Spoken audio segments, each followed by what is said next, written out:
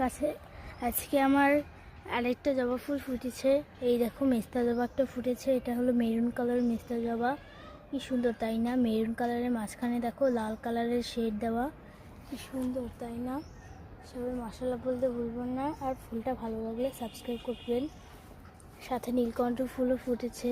আর তোমাদের তো বলতে ভুলে গিয়েছি, দেখো এখানে একটা স্টিক বেরিয়েছে দেখিয়েছি, ওটাও ঝরে গিয়েছে। এখান দিয়েও বেরিয়েছিল, ওটা আজকে ঝরে গিয়েছে।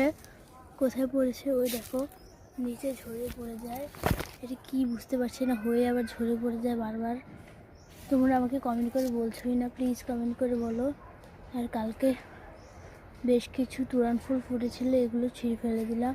আর একটা বীজ এই যে পাকছে, পাকলে তোমাদেরকে দেখাবো, কিন্তু এটা আছে না পাকার আগে ঝরে পড়ে যায়, তাই দেখাতে পারি না। আমার দেখো এই মর্নিং গ্লোরি গাছটা,